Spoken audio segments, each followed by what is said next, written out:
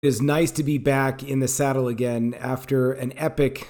I guess it wasn't, in a way, it was a cross country move, even though we moved halfway across the country because we also moved way north, way north. So much so that the local coffee place advocates and advertises the fact that they are the northernmost point of coffee in America. So now it's Jacob Rupp live from Minnesota.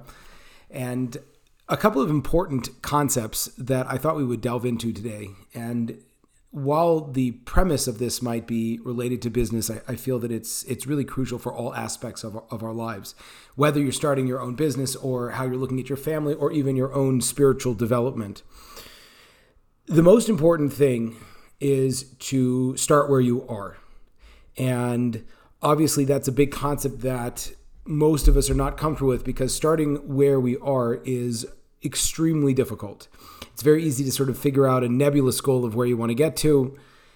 It's even easier to figure out what hasn't worked in the past. But kind of where you are is something we don't want to admit because it's hard to see sort of where we've come to. And I'll speak just very candidly about in the realm of diet and exercise. It's really, really hard to get on the scale the first time. It's really hard. A lot of times I'll ask clients or for myself to take a percentage of, to measure the percentage of fat on your body. It's hard, man. It's very, very difficult. So you could start it. It's a lot easier to start a diet than to be realistic and try to figure out, where am I? You could say, I want to lose X amount of weight, but then it's like, well, what's your starting point? You're like, oh, I'm not going to tell you that. So the most important thing in any endeavor, in business, in child raising, spirituality, fitness, is to take all of the shame out of where you are now. And it's a fascinating thing. The shame of where you are now haunts people, be it in the world of business if you never got the formal education that you feel that your contemporaries have. It's fascinating. There was it's an amazing book recommended to me. Every single book that my coach recommends to me, I'm like, oh man, where was this one? But there's a book called The $1 Trillion Coach, which was about, I know his name's Bill, I forgot the last name, but basically coached every single huge CEO in Silicon Valley, Sheryl Sandberg, COO of Facebook, Eric Schmidt, CEO of Google, just was in it with every single one. And what's fascinating was that he had a very unconventional path to becoming an executive in Silicon Valley and leadership, etc. He was a coach for most of his professional career. He was actually like a football coach. And then after 40, when he got into business, so he took the same principles and applied them to the new sphere. And what's really fascinating is that initially in the book, they speak about that he somewhat didn't want to admit, where he came from and, that he was in a room full of all these MBAs. And, again, it doesn't get much more prestigious than in Silicon Valley in the heyday, everyone's coming from Stanford and everything like that. But he was very much about sticking to the script about who he was and not trying to, it's not about not growing, but it's about being like what's appropriate for your growth at this specific stage. And there was a guy from West Virginia that was trying to lose his accent. And then he said, no, keep it because that sets you apart. That makes you unique. And I mean, honestly, this has become a passion for me that the greatest people you see, and this is like a very fundamental point across the board, that oftentimes everyone in an industry will see things the same way. And then the big upset comes from someone outside the industry because they're able to bring a completely fresh perspective. So, you'll have cab companies that will be, fighting for the smallest competitive edge. And then Uber comes in, and Uber is a tech company built by technologists and not people that have maybe ever driven a cab, and certainly not someone that goes by the traditional standards of that. Some of the other, the fact that Echelon Front, Jocko Willink, mentor and of mine, takes leadership from the military and applies it to business. The fact that I want to do things like that with spirituality into the world of entrepreneurship, the fitness world, all of these. what's really hitting these days is when you're able to sort of take your specialty in your life and apply it to a new field or apply it a new way. And the reason why people have the ability to do that and have the confidence to do it is because they know kind of who they are. And they're not spending all their time saying, I don't fit for this endeavor or this new thing, but rather I'm coming with a sense of confidence that there are core competencies I have. Yes, it's not what people traditionally would associate. It's not, I'm not a 40-year veteran of this industry potentially, but that's okay because I bring stuff to the table, and I can be humble enough to say there's stuff I don't bring to the table, and that I can work on figuring out whether or not I need to get good at that stuff, or if I can hire someone to do that, or if I can get coached to do stuff like that. But like the world of pedigree, I feel is really disappearing. And of course, you might not agree with that, especially if you're a parent with a child that you're trying to convince to go to college. But let's leave that for now. It's good for you to know that. It's good for you to know that just because you don't have a certain skill set does not mean that you cannot go into an industry. It doesn't mean that you can't excel in an industry. Because at the end of the day, there's a great convergence of ideas at the top. And the same skills that you saw that made you successful in area A will likely make you successful in area B. I spoke to Adam Ward, who you can refer back to one of my previous podcasts, who said the exact same thing. He's coming and coaching across industries. And I said, so how long do you have to spend before you figure things out? He's a little bit where you just have to figure out the language, but all the concepts are ultimately the same. How does that apply to business? How does that apply to parenting? So start with a sense of self that even if you've never built a business, even if you didn't go to business school, even if you're not great with numbers, certainly the third, haven't done the second, that you do not have to jump through hoops to get into what you want to be doing. And the most important thing is to look back at your life and to consider where you have developed a sense of competence, and also what makes you confident. And David Goggins, the author and speaker and ultra marathoner and Navy SEAL and just kind of like the toughest man on earth, whatever you want to call him. I do recommend that book, but you definitely have to listen and read with. They need to make an edited version. Back in the old days when we started with rap, they would come out with the clean version. So he needs a clean version for his book so that I can pass it around in different circles because it's pretty intense. But David Goggins speaks about that you have it's your cookie jar, not your actual cookie jar, but basically the times that you've been successful in your life, those are all cookies. And as you're going into difficulty in your life and new challenges, you have to know when it's time to reach in the cookie jar to find the components of your previous experience that made you successful and pull those out.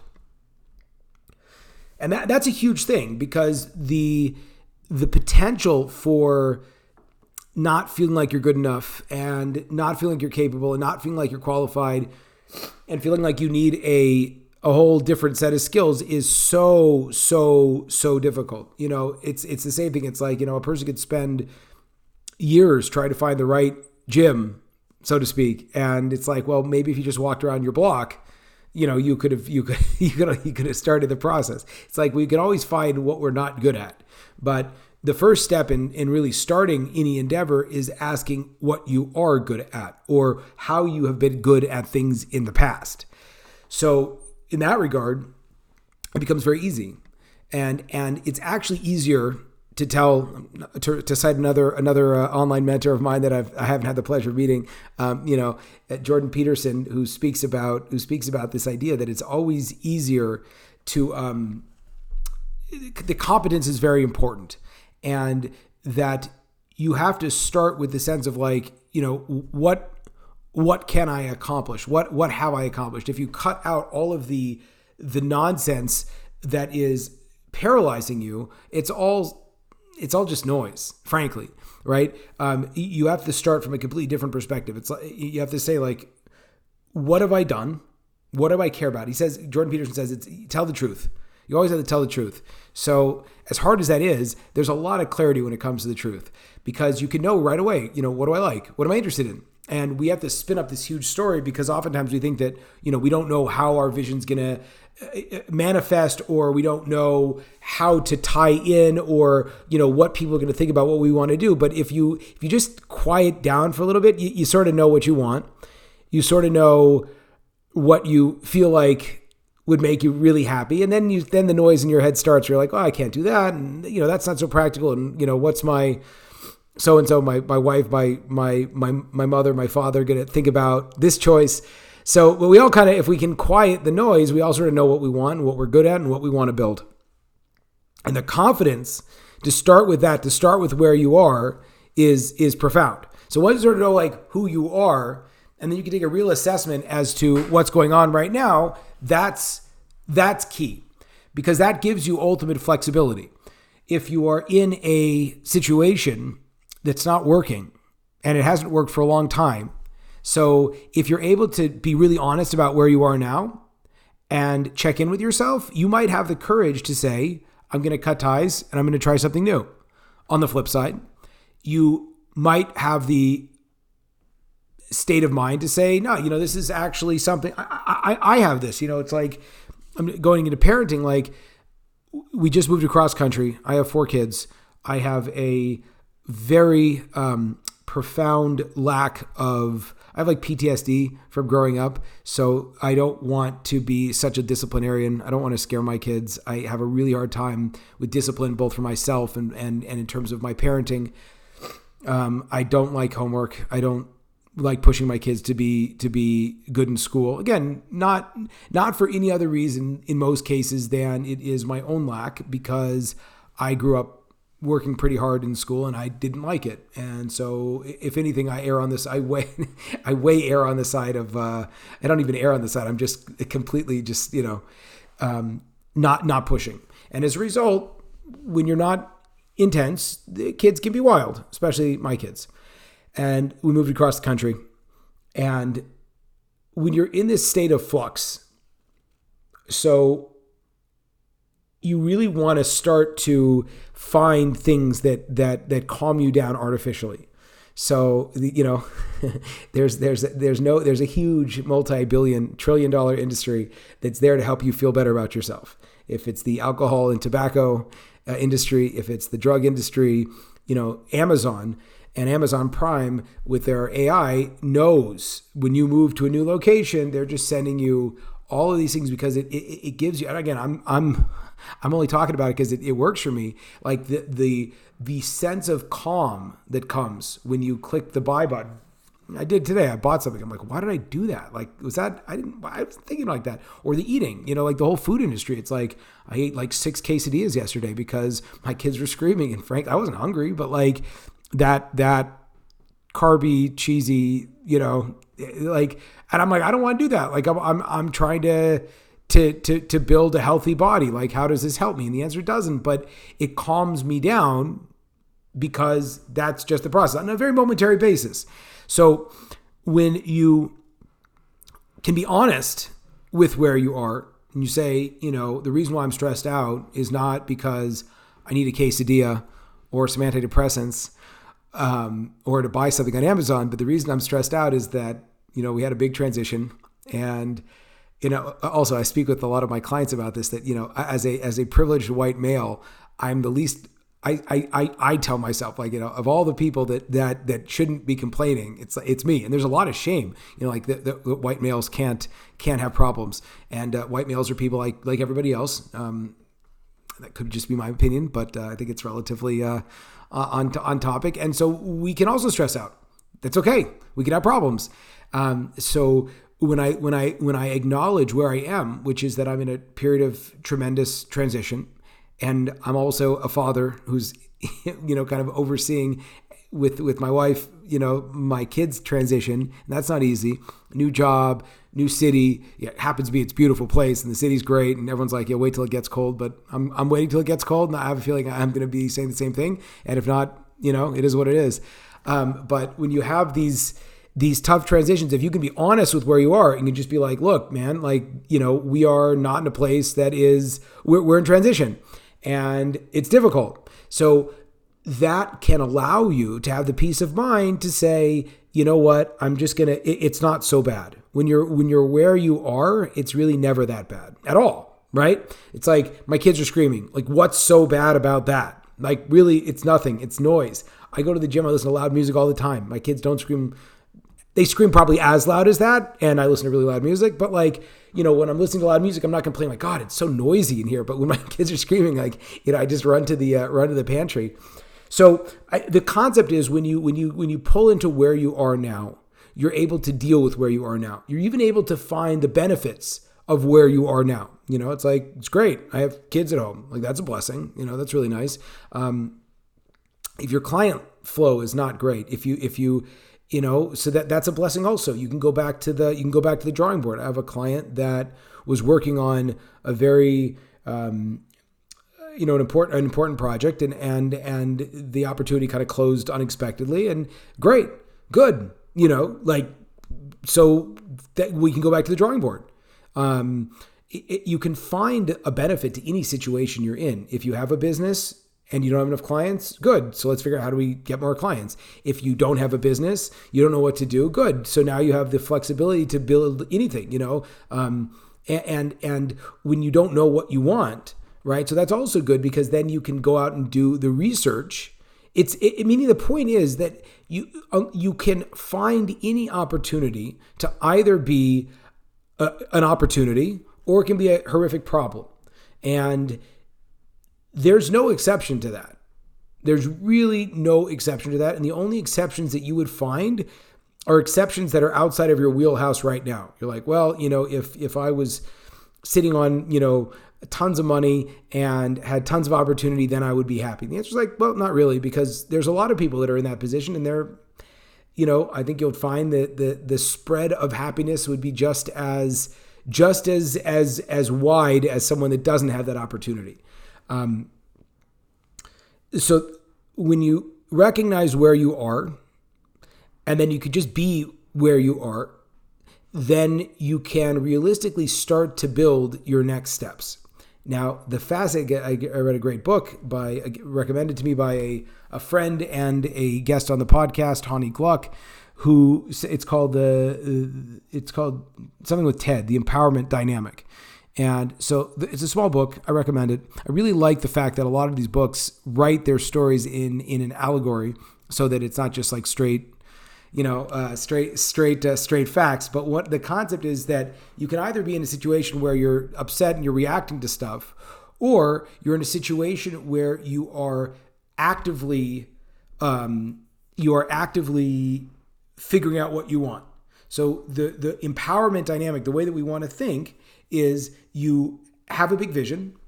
That big vision then makes you feel a certain way. Again, flip side is also true. It's like when you feel like nothing's going for you, you can clue into how that's making you feel, and it's usually not making you feel great.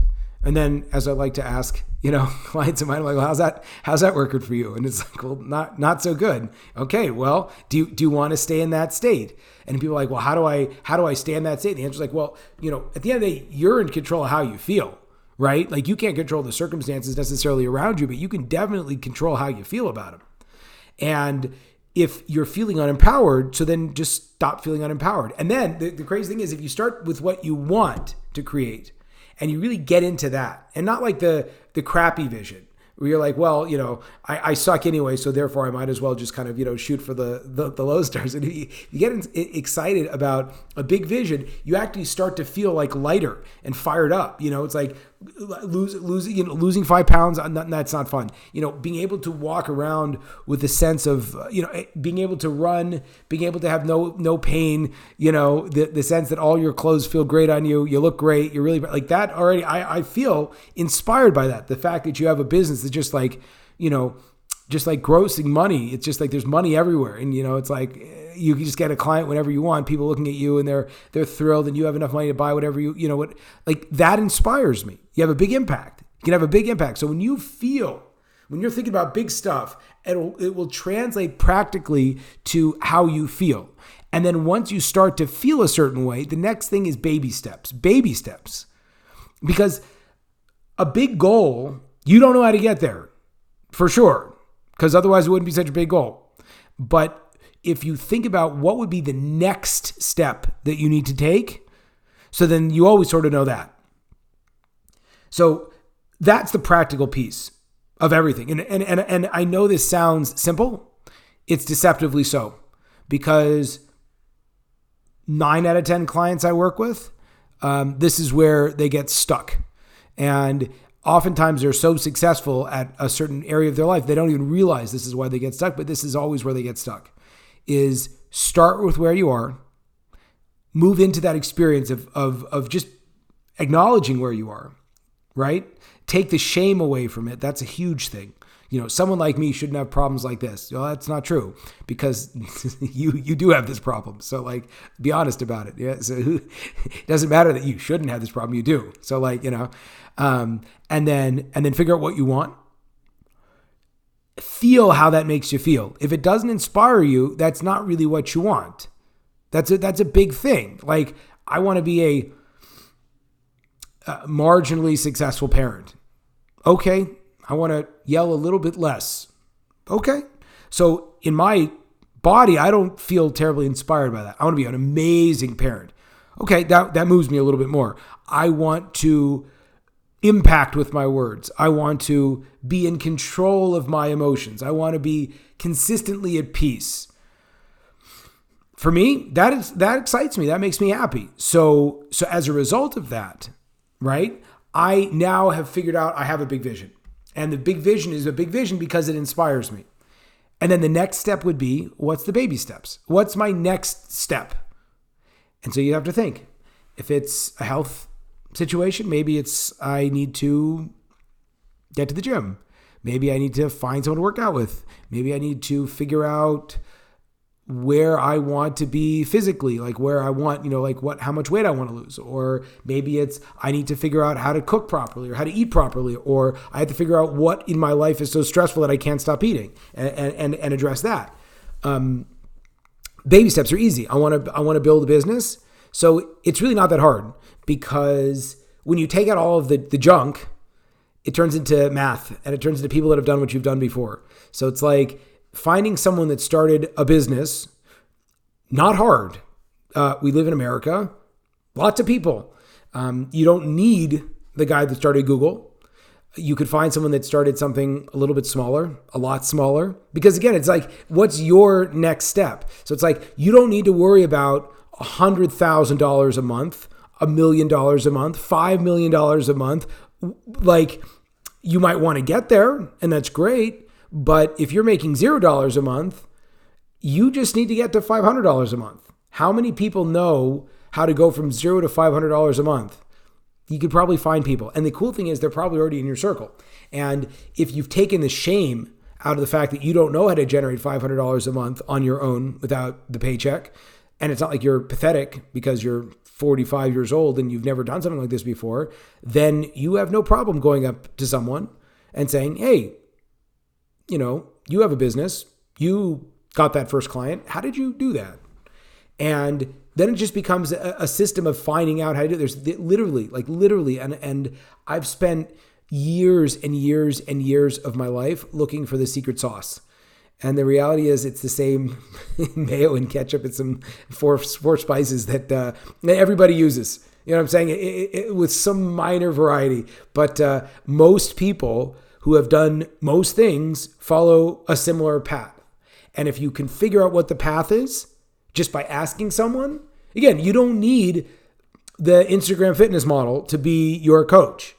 Oftentimes you don't want them to be your coach because either they're coaching at too high of a level, or they're going to charge you too much money, or whatever it might be.